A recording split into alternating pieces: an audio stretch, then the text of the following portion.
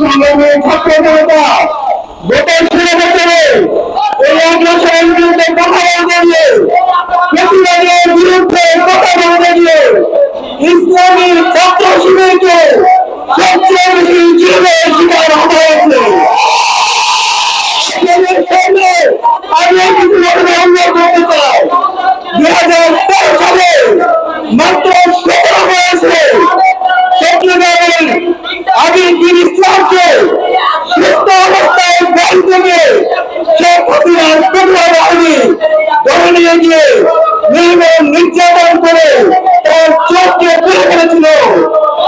পরবর্তীতে তাকে গুলি করে তার মুখকে ঝাঁঝিয়ে করে দিয়েছিল।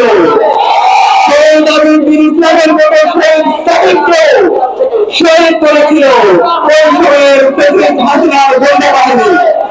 এই লেখার জন্য হামলা করে তাদের বিরুদ্ধে আমরা মামলা দিয়েছিল।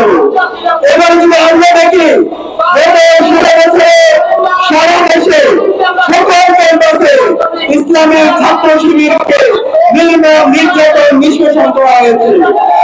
শিবিরের উপর হামলা করতে বন্ধ করিয়েছিল এই দেশের সুশীল সমাজের প্রতিনিধিরা।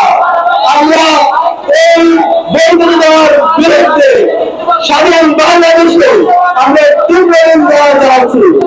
শিবিরের যে মৌলিক অধিকার ফিরে করেছিল, একজন মানুষের যে মৌলিক অধিকার ফিরে করেছিল, সেই অধিকার থেকে গত 16 বছর আমরা বঞ্চিত ছিলাম। শহীদ আমাদের স্বাধীনতার মাধ্যমে আমরা আমাদের অধিকারের কথাগুলো বলতে পেরেছি এবং 24-এর ছাত্র জনতার অধিকারের মাধ্যমে আমরা স্বাধীনভাবে আজকে আমাদের মত প্রকাশ করতে পারছি। আপনাদেরকে একটি ধন্যবাদ বলতে চাই। শহীদ আপনার যে ক্যাম্পাসে শহীদ রয়েছেন, এই ক্যাম্পাসে বিগত সময়ে শিবিরের উপর অনেক নির্যাতন হয়েছে। আপনারা জানেন ইসলামী ছাত্র শিবিরের কেন্দ্রীয় সভাপতি জিয়াউল ইসলাম ভাইয়ের উপর আপনার ফাঁদের মতো করে নির্মম নির্যাতন করেছিল ওই সময়ের প্রেসিডেন্ট হাসিনার দোসররা। নির্যাতন করার পরে তার বিরুদ্ধে আমাদের মামলা দিয়েছিল। এই ধরনের সকল হামলা এবং মামলাকে ছাত্র জনতা তীব্র নিন্দা এবং প্রতিবাদের মাধ্যমে আমরা এটার প্রতিবাদ করছি। প্রিয় সংগ্রামী ছাত্র জনতা, আমি দেশের অনুরোধ করব, গত 16 বছরে আপনাদের যে জুলুমবন্দি আইন হয়েছে, এই প্রত্যেকটা জুলুমের বিচারে স্বাধীন বাংলাদেশ হবে ইনশাআল্লাহ। আপনারা প্রত্যেকে দেশের প্রতিনিধি হামলা করায় এই প্রতিবাদের দূষণের বিরুদ্ধে মামলা দিবেন। ইসলামী ছাত্র শিবির আমরা সার্বিকভাবে আপনাদের আইনি সহায়তা দিব ইনশাআল্লাহ। ছাত্র নির্যাতন হয়েছে, এই প্রত্যেক ছাত্র নির্যাতনের বিরুদ্ধে আইনি মামলা হবে ইনশাআল্লাহ। ইসলামী ছাত্র শিবির সার্বিকভাবে সহায়তা দিব ইনশাআল্লাহ।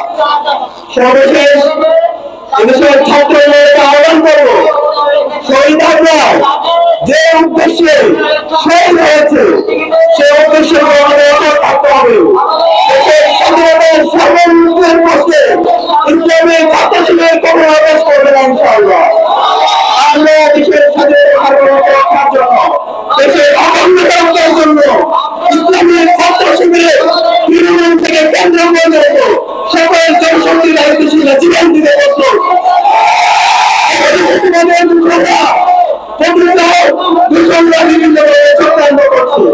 আপনাদেরকে হুঁশিয়ার করতে চাই, আপনাদের সকল বিষয়ের সকল অন্যায় এ বিষয়ে আমরা বিচার করবো ইনশাআল্লাহ।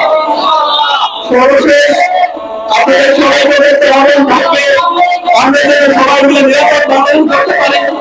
24-এর ছাত্রদের আমাদের যে প্রত্যাশা হয়েছে সেই প্রত্যাশা আমাকে আমরা যেন নিরাপদ বাংলাদেশ করতে পারি, সেই উন্নত মাধ্যম জানিয়ে আজকে আমি আমার কথা শেষ করছি।